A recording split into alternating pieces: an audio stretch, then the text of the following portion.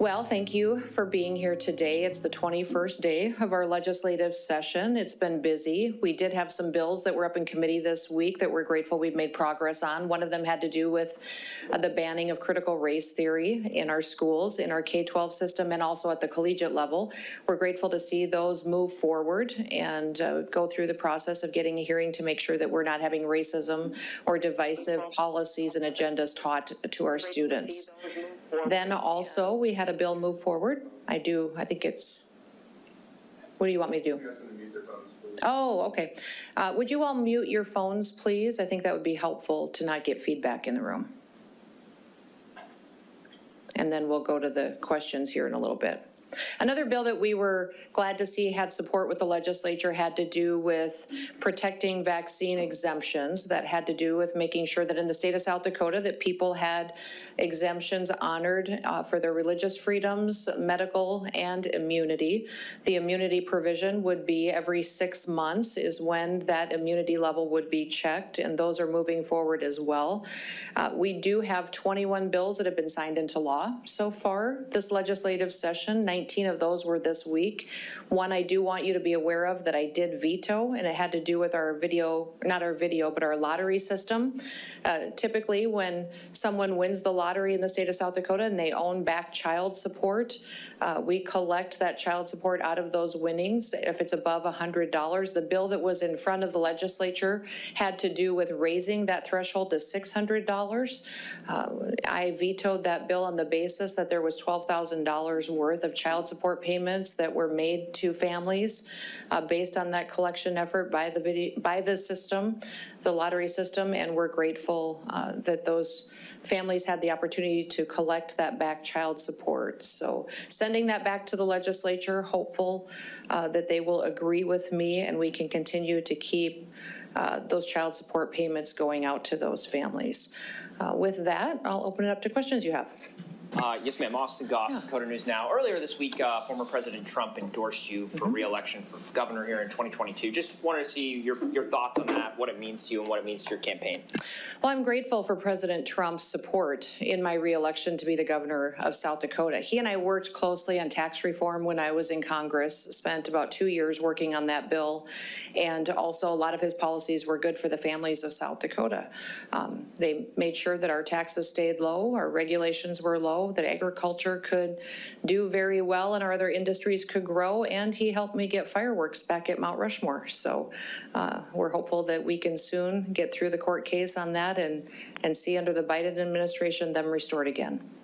Governor, in the critical race theory bill, it talks about certain divisive topics. And one of the little subsections says there shouldn't be any topic that a student induces anguish in a student. And yet, you know, when we learn about like wounded knee, shouldn't a student feel a little bit of anguish about that terrible chapter in American history? Absolutely. Wounded Knee was horrific, and our students should absolutely learn about the atrocities that happened there.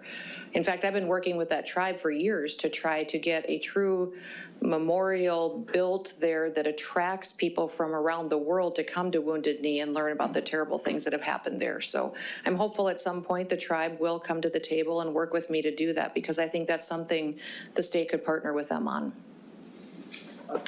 Just along those lines. Ariel on the phone? Ariel, we're going to go in the room to Stephen, then we'll come to you. And again, Stephen, I'm so good to you. Okay. Well, thank you. Hopefully you'll bear with me with this question. Okay. So the bill that passed committee yesterday applying to K-12 schools. Are you talking about critical race theory banning bill? Protecting political indoctrination. So, you know, I'm just looking at the bill now, and it says a public school may not allow any curricular instruction, standards, or training that promotes a divisive concept. And then it lists one of the divisive concepts are that any race, color, religion, includes a religion, is inherently superior or inferior. Right. So, you know, would that apply to, say, Fellowship of Christian Athletes wants to have take a club in a public school district? how would that not apply to like a Bible study like Fellowship of Christian Athletes? This bill is specifically referencing curriculum and content in the school district that is taught by the school, the teachers, the administration. And what it's saying is that there can't be an agenda tied to that curriculum that's in the classroom that would tell one student that another race, sex, or color is better than them. And also that they're not responsible for past actions of individuals or their ancestors. Learn about history, recognize the flaws and the mistakes, but also do better in the future. Governor, a quick follow-up. We're going to go ahead. to Ariel on Okay. the phone, and then we'll come back to the room. Thank you. Can you hear me? Yes. Okay. I have a question about the workforce housing bill. So there's kind of a lower limit on it. Developers and municipalities can't get funding for subsidized level housing, and that's my understanding is that's because there's already programs for that. But looking at the bill and speaking with lawmakers, it appears there's no upper limit on these kinds of projects. So it doesn't say, for example, the housing needs to be under market rent. You know, you take a look at the average market for the municipality. Okay, it needs to be this amount underneath that average. So can you explain why you decided to pitch a bill that lets any project apply rather than, you know, limit it to that above subsidized but still considered affordable, you know, for people who still struggle to afford even though they're poor? Well, I'm sorry, even though they're not poor. okay, so I think you're confused a little bit on what this housing bill is. And when we put together this package of potentially working with communities on housing, we wanted to work on infrastructure. We're not building houses with these dollars. We're partnering with communities to build and develop out lots with the infrastructure that's necessary to have them be developed into the future. And one of the reasons you heard in my budget address in my State of the State that I made it a grant program was because I wanted every single community to qualify. This is not Section 8 housing, it's not federal housing, and it's not subsidized housing. What we want to do is to partner with grants with local communities and developers to go into towns of all sizes of South Dakota to make sure they have an opportunity to do that kind of development, to potentially have housing to meet their career needs for those career individuals that want to move to their towns and get a house that they can afford and live in and put their kids in the schools.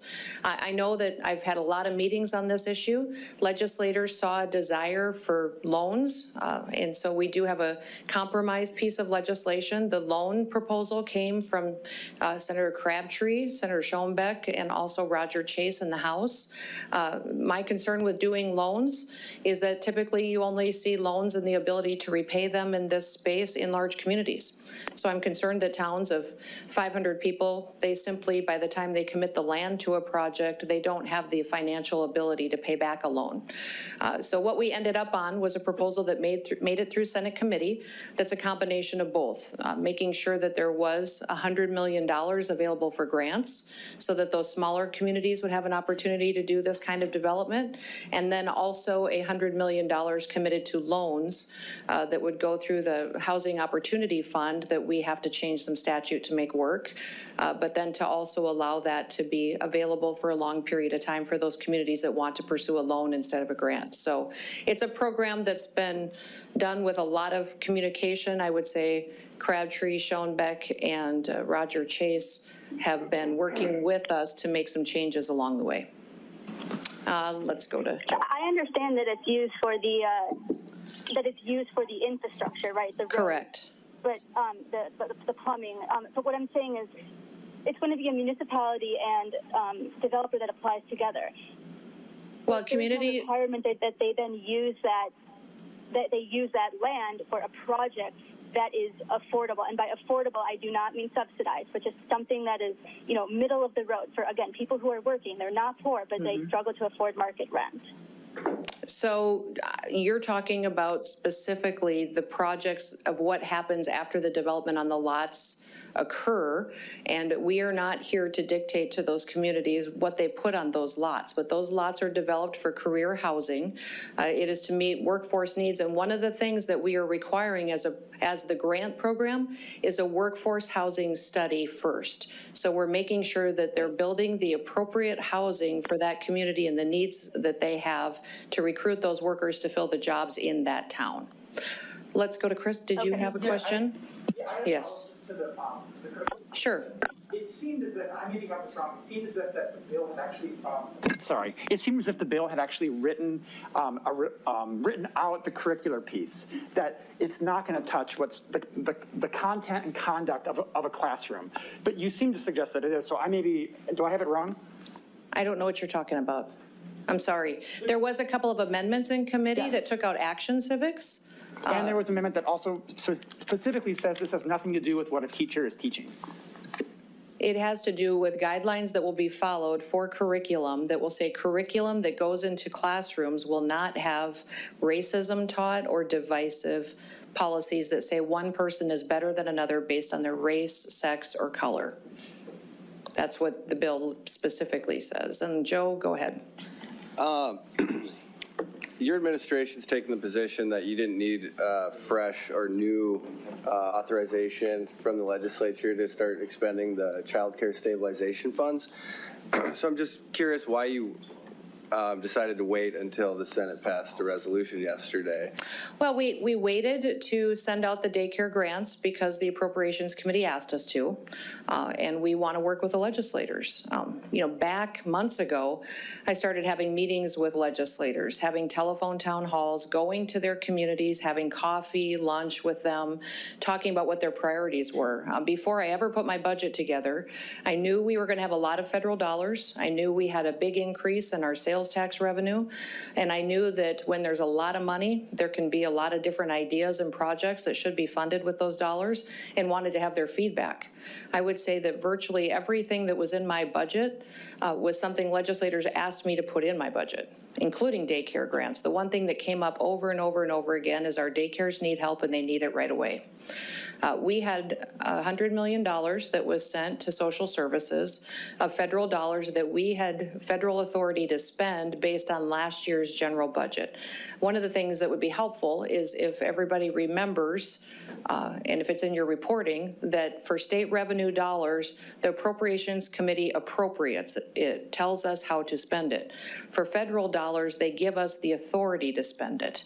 It's not specific. It's not tied to a specific program or project. They tell us what area it should be spent, and specific to these ARPA dollars, we have Treasury guidance that tells us how we have to spend it. And if we don't spend it appropriately, then we get audited and we have to repay it. So on these phone calls, in these meetings, they all said, get help to daycares as soon as possible. So we had $32 million that we ran a grant application program on.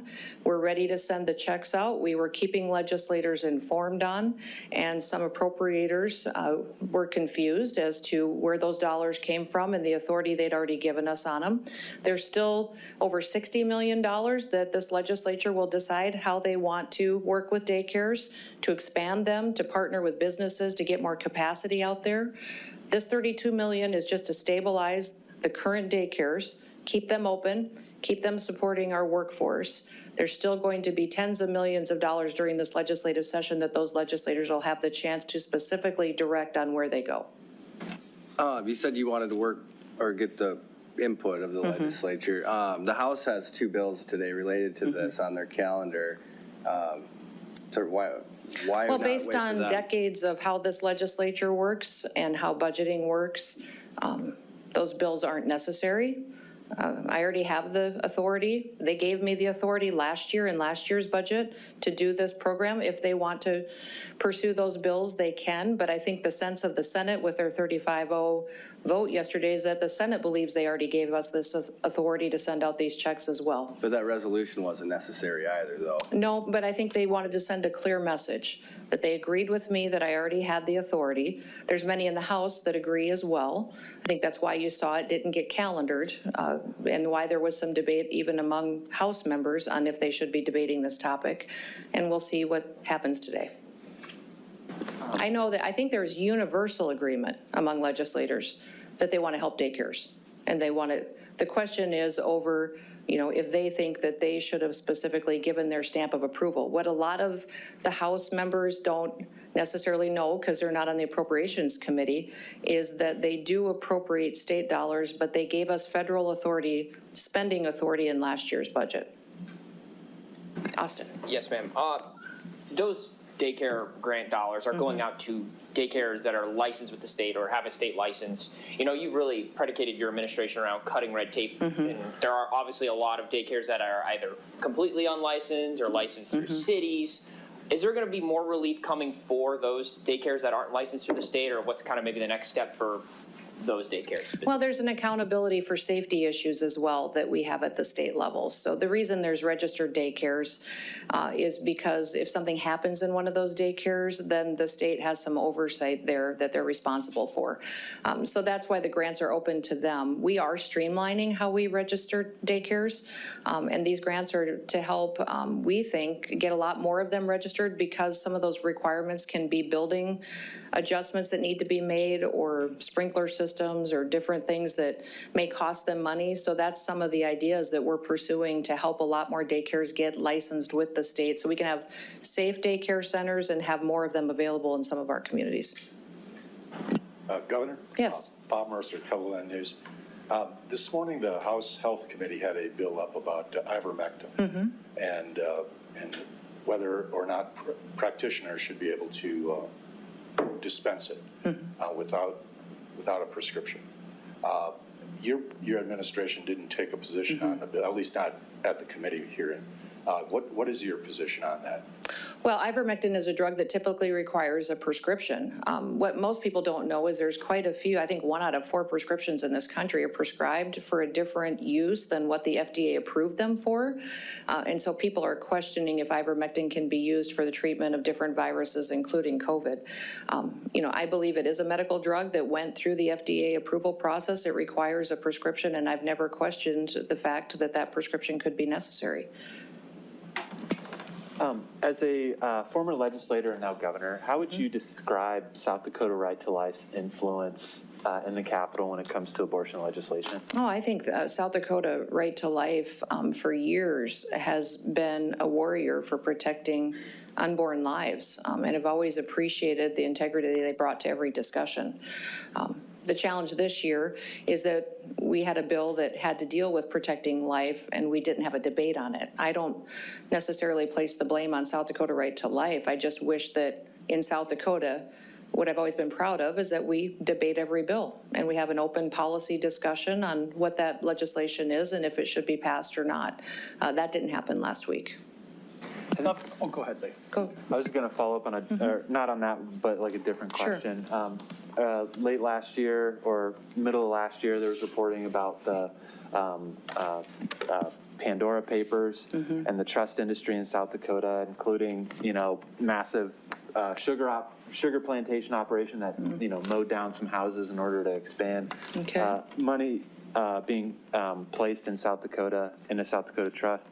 Should a bill have been brought to maybe look at those kind of bad actors, or what are your thoughts on that lack of legislation this year? Well, we have a governor's trust task force that brings forward recommendations to updates to the industry. It's an important industry in the state of South Dakota. If they chose not to recommend changes to some of those laws, and if legislators chose not to bring any bills, I don't know necessarily if there was anything to debate. Anything else? Yeah, Governor. No, that's good. Yeah, go ahead, Bob. Earlier this week, your Secretary of Education said during a hearing on a related bill that the Department of Education is going to conduct a study of the gaps or the Of gaps? of gaps that are needs for preschool. Okay. Can you tell me more about that? Well, I think that we all know that there are some areas of the state that don't have access to preschool and early childhood education. The fact of the matter is that we've got quite a few kids in this state that start kindergarten unprepared. I have teachers every day telling me the challenges they have when kids come in and they don't know how to hold a pen or a pencil or a color. They don't know how to cut. Some of them aren't even potty trained when they're showing up for kindergarten. Early childhood education, preschool, sometimes gives them a bit of structure that they're not getting at home. And so I think studying that and having facts when we talk about that issue is incredibly important at the state level. Joe? On your veto, didn't that idea of raising that cap come from your administration a couple years ago. I don't know. Is I don't think so. $600, well, I think it was a lower level, but it was beyond $100. Is there a threshold beyond $100 that you would be satisfied with? I think the $100 is appropriate. I don't remember the discussion a couple years ago, but I'd like it to remain at $100. You know, Governor, over the course of maybe the last week or two, a lot of states on the East Coast, historically Democrat-run states, have begun to drop mask mandates, eliminate capacity in buildings related to COVID, drop mask mandates for schools. I just want to get your thoughts on that. And, you know, obviously South Dakota's had not very many of those restrictions, just your reaction to some of those changes. I think it's been interesting to see other states. Consistently, their leadership is not making decisions based on science. And we've seen that for quite some time. Thankfully, in South Dakota, we continue to look at the data, give information to the people in the state of where the COVID is and the virus in the state, and keep them informed. But it's been used as a political weapon in other states. And I'm thankful that some of these leaders are finally waking up and recognizing that they don't have the authority to impose these mandates on their people. Joe is wanting to ask another question. If you're going to allow me. Sure. Last week, we talked a lot about your relationship with the Speaker of the House. And I'm curious if you've spoken with him since then, and sort of if anything is being done to sort of repair that relationship. I have spoken with him. We had lunch in this room yesterday with all the leadership team working on a path forward. I'm grateful for it. Bob? Do you have any comment on the federal judge's decision regarding the medical abortion?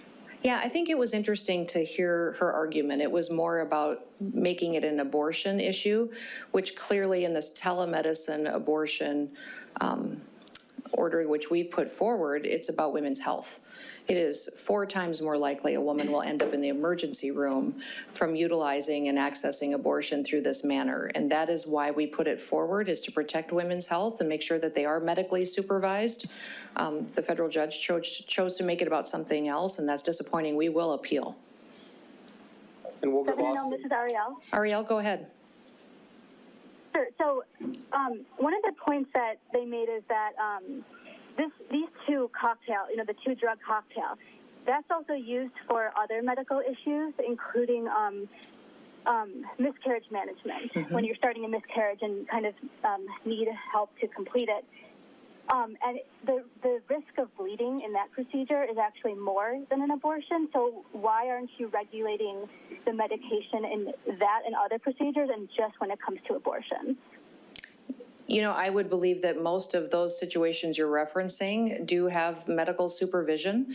In the instance of telemedicine abortions, someone can make a phone call, get online, order the drugs to be sent to their home, and there is no medical supervision. That's what makes it so dangerous. And that kind of access opens it up to our young women to be in their bathrooms or locker rooms alone undergoing this procedure with no doctor or physician at any all tied to the responsibility of whatever the consequences may be. So, Stephen? right now, This lawsuit since wasn't that, about Sorry, Ariel, I'm going to Stephen in the room.